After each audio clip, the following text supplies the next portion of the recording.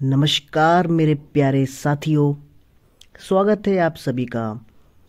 आज इस वीडियो में हम बात करेंगे कि क्या है जेपीसी जांच।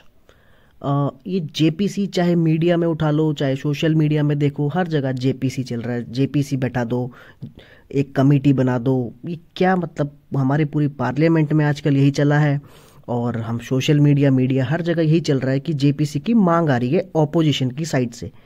तो ये क्या है जेपीसी, हम सिर्फ इस पे फोकस ना रखते हुए हम पूरी कमिटीज़, पार्लियामेंट्री कमिटीज़ पे फोकस करेंगे ताकि आपको एक बहुत अच्छा टॉपिक सीखने को मिले।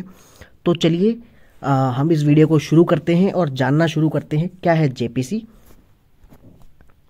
फर्स्ट ऑफ ऑल, हम इस वीडियो से क्या क्या सीखने वाले हैं। देखिए, इस वीडियो को आप देखेंगे तो आपको इन सब चीज़ों के बारे में पता चल जाएगा। लास्ट में इन सब चीज़ों के आप एक्सपर्ट बन जाएंगे। कैसे? पार्लियामेंट्री कमिटीज़ के बारे में आपको पता चलेगा कि ये फिर कितने टाइप्स की होती है, स्टैंडिंग क्या होती है, एडहॉक क्या होती है, ये जेपीसी इन दोनों में से किसका पार्ट है और ये होती क्या है एग्जैक्टली हम देखेंगे। साथ ही साथ हम ये भी देखेंगे कि आज तक पास्ट में कितनी बार जेपीसी को बैठाया गया है, कौन कौन से घोटाले, बड़े बड़े घोटाले जेपीसी बैठाने के बाद सामने आए हैं। मतलब जेपीसी की क्या इफेक्टिवनेस है। तो इससे हमें यह भी पता चलेगा कि गवर्नमेंट की इंटेंशन जेपीसी बैठाने की हमेशा क्यों नहीं होती है, क्योंकि इससे घोटाले एक्चुअल में बाहर आ जाते हैं। तो चलिए शुरू करते हैं फर्स्ट पॉइंट से। फर्स्ट ऑफ ऑल देखिए, पार्लियामेंट, हमें पता है कि पूरे इंडिया का एक पार्लियामेंट है, ठीक है। अब वो पार्लियामेंट एक ऑर्गेनाइजेशन की तरह काम करता है, ठीक है ना। अब उसके अंदर कुछ कमिटीज़ बनाई जाती हैं। कमिटीज़ मतलब जो टाइम टू टाइम पार्लियामेंट में जो भी एमपीज़ होते हैं उनकी किसी भी एक टॉपिक पे हेल्प करेगी, ठीक है। वो टॉपिक कुछ भी हो सकता है। जैसे कि ये दो तरीके से हम इसको एक्चुअल में डिवाइड करते हैं।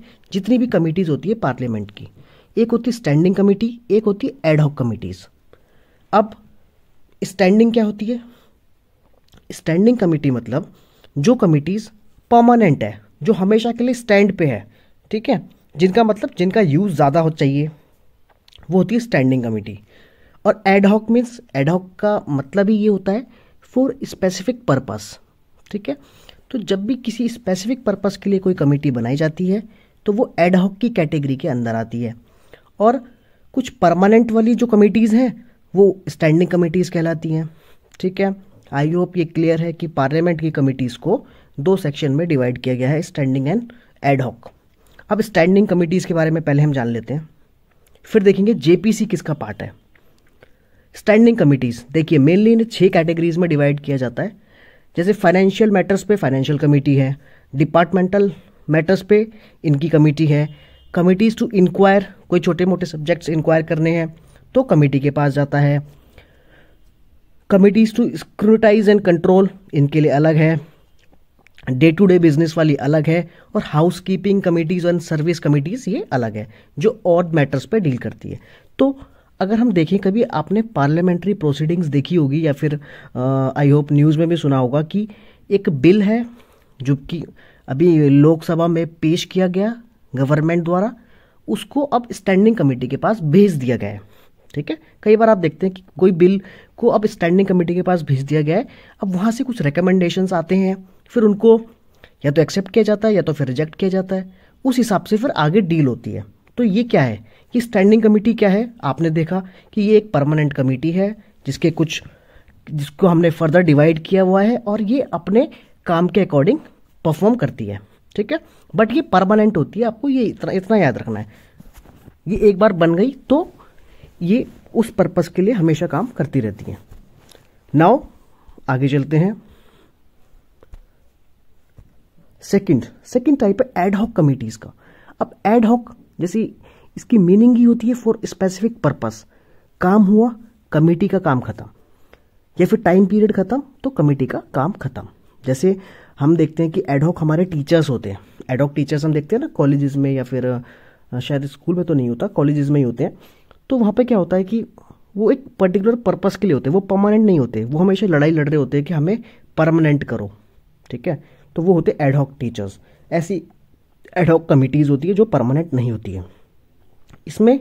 इसको हम मेनली 2 कैटेगरीज में डिवाइड करते हैं, एक होती है इंक्वायरी, एक होती है एडवाइजरी, ठीक है। इंक्वायरी कमेटी देखिए, इंक्वायरी कमेटी क्या करेगी, नाम से ही पता है कि these are constituted from time to time either by two houses on a motion adopted in that behalf or by speaker chairman to inquire into and report on specific subjects। ये बोली जाती है कि ये बनानी है, देखो ये हमेशा के लिए बनी नहीं है, हमें ये बनानी पड़ेगी जब भी ऐसी सिचुएशन आएगी। और कौन बनाएगा, या तो हाउस, किसी भी हाउस में कोई मोशन पास हो, ठीक है, अडॉप्ट इन दैट बिहाफ, और बाय स्पीकर या फिर चेयरमैन बोले कि हाँ इस पे हम बनाते हैं, इस पे हम एक इंक्वायरी कमेटी बनाते हैं। इतना क्लियर है। सेकंड इज एडवाइजरी, अगर कोई एडवाइस लेनी है तो यहाँ पे एडवाइजरी कमेटी बनेगी। इसमें होता है इंक्लूड सेलेक्ट और joint committee on bills to consider and report on particular bills, ठीक है। अब बात आती है, हमने दोनों कमिटीज के बारे में देखा, स्टैंडिंग एंड एडहॉक। अब बात आती है जेपीसी। जेपीसी की full form joint parliamentary committee. नाम से ही पता है कि पार्लियामेंट की कमेटी है, लेकिन ये किसका पार्ट होगा, ये क्यों बना रहे हैं हम, ये हम इंक्वायरी के लिए बना रहे हैं फर्स्ट ऑफ ऑल। तो ये इंक्वायरी का टाइप है। It is a committee of members of parliament. इसमें क्या होगा, from both Lok Sabha and Rajya Sabha के कुछ मेंबर्स आएंगे, इन्वेस्टिगेट करेंगे या फिर एग्जामिन करेंगे किसी भी एक स्पेसिफिक मैटर को जो कि इसको दिया जाएगा पार्लियामेंट द्वारा, ठीक है ना। कोई भी एक मैटर है, जैसे अभी क्यों बोल रहे हैं जेपीसी, किस मैटर पे ये बोल रहे हैं, अडानी के मैटर्स पे, मतलब जो भी हिंडनबर्ग की रिपोर्ट आई उसमें अडानी का जो भी ये खुलासा हुआ, उस चीज़ में ऑपोजिशन कह रहा है कि एक जेपीसी बना दीजिए। तो जेपीसी इसलिए बोल रहा है क्योंकि उसमें ऑपोजिशन के मेंबर्स भी ऑटोमेटिकली आ जाएंगे। तो उसमें कुछ मेंबर लोकसभा के भी होंगे, कुछ राज्यसभा के हो सकते हैं। उसके बाद वो मिलके एक कमेटी बन जाएगी और वो इन्वेस्टिगेट करेंगे। पूरा इन्वेस्टिगेट का मतलब ऐसा नहीं है कि सिर्फ वो बिल्कुल लोकल लेवल पे, नहीं, वो बिल्कुल उनके पास पावर होती है ऑफ अ सिविल कोर्ट। अभी हम आगे देखेंगे जेपीसी की पावर्स। तो इतना क्लियर है। Second is the JPC is typically composed of a group of MPs appointed by the speaker of the Lok Sabha और chairman of the Rajya Sabha as the case may be. The committee is chaired by a member of parliament who is nominated by the speaker और chairman. तो main काम speaker और chairman का ही है, इसीलिए वो ऑपोजिशन के हाथ में कुछ नहीं है, इसलिए वो सरकार से मांग कर रहे हैं कि आप जेपीसी बना दीजिए।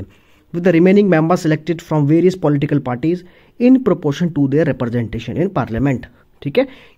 हर पार्टीज के लोग आ सकते हैं जिनका भी वहाँ पे नॉमिनेशन, मतलब पार्लियामेंट में जिनके एमपीज होंगे, और उसी प्रोपोर्शन में आएगा जिस प्रोपोर्शन में उनके पास सीट्स हैं।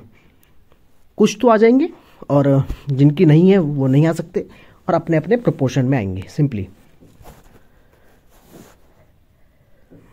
अब देखिए, the main function of the JPC is to investigate and report on matters refer to it by. कोई भी हाउस ऑफ पार्लियामेंट कोई भी मैटर बोलेगा, हाँ भाई आप इस मैटर पे इन्वेस्टिगेट करो, तो जेपीसी उसी मैटर पे इन्वेस्टिगेट करेगी। विच में relate to any issue of national importance का इशू होना चाहिए, कोई छोटा मोटा इशू नहीं होना चाहिए। The committee is the power to summon witness, call for documents and evidence and examine witness under oath. तो समझ रहे हैं आप, इसकी पावर है, power of a civil court है इसके पास। बिल्कुल ये समन करके बुला सकते हैं किसी को भी, ठीक है। कोई भी डॉक्यूमेंट्स मांग सकते हैं, कोई भी एविडेंस मांग सकते हैं, एग्जामिन करवा सकते हैं विटनेसेस को, एंड ओथ मतलब अंडर ओथ, शपथ दिलवा सकते हैं। जैसे हम बोलते हैं ना ओथ पे होता है, ओथ कमिश्नर्स होते हैं कोर्ट में, तो फिर ये सारी चीज़ें ये खुद करवा सकते हैं। जेपीसी इतनी पावर रखती है, तो इसका मतलब है कि इनकी की गई जांच वो एक वैलिड जांच हो सकती है। इसलिए कई बार पास्ट में कई बार बैठाई गई है, और बड़े बड़े, अभी मैं आपको बड़े बड़े करप्शंस बताऊंगा जो आप सब जानते हैं, वो जेपीसी से ही सामने आए हैं। तो चलिए पहले आगे देखते हैं। Once the investigation is complete, the JPC submits its report to the Parliament, which may include recommendations for legislative action भी हो सकता है उनके ऊपर, और other measures to be taken। उसके बाद रिपोर्ट पार्लियामेंट को दे दी, उसके बाद कुछ भी एक्शन हो सकता है। The report of the JPC is considered to be an official document and is usually debated in the Parliament। और पार्लियामेंट में जो भी उसकी रिपोर्ट आएगी उस पर डिस्कस हो सकता है, डिबेट हो सकती है। अब कुछ एग्जाम्पल्स हैं, एग्जाम्पल्स ऑफ जेपीसी देखिए। बोफोर्स घोटाला, हम सब ने सुना है बोफोर्स घोटाला। बोफोर्स तोप थी, मतलब गन्स, तो उसके टाइम पे ये घोटाला हुआ था। कैसे सामने आया, इसके लिए जेपीसी बैठाई गई। तो यहाँ पे जेपीसी बैठी थी 1987 में। इन्होंने इन्वेस्टिगेट किया एलिगेशंस जो लगे थे करप्शन के in the purchase of Bofors gun by the Indian army. तो फिर ये सब चीज़ें, ये जो घोटाला था ये बोफोर्स में जेपीसी बैठी थी। सेकेंड इज हर्षद मेहता, ठीक है। हर्षद मेहता का जो हम स्कैम है, जो हमने पूरी एक वेब सीरीज देख दी स्कैम 1992 के नाम से, ये इसके लिए भी जेपीसी बैठी थी। तो this committee was constituted in 2001, investigate किया उन्होंने स्टॉक मार्केट स्कैम्स पे, ठीक है, ये सब हम जानते हैं। Third one is 2G spectrum, इस पे भी जेपीसी बैठी। This committee was formed in 2010, इन्होंने इन्वेस्टिगेट किया 2G स्पेक्ट्रम में कि लाइसेंसेज में घोटाला हुआ था, ठीक है। And the fourth one is pesticide residue in food, ये 2012 की बात है, to study the issue of pesticide residue in food and their impact on human health. तो इतने बार जेपीसी बैठ चुकी है और बड़े बड़े करप्शन सामने आ चुके हैं। लैंड एक्विजिशन बिल पे भी जेपीसी बैठी है, ठीक है। And JPC on personal data protection bill, ये कौन सा प्रोटेक्शन बिल है, ये हमने देखा था 2019 में। तो examine the provisions of personal data protection bill 2019 and to suggest changes in it, तो इसमें भी जेपीसी बैठी है।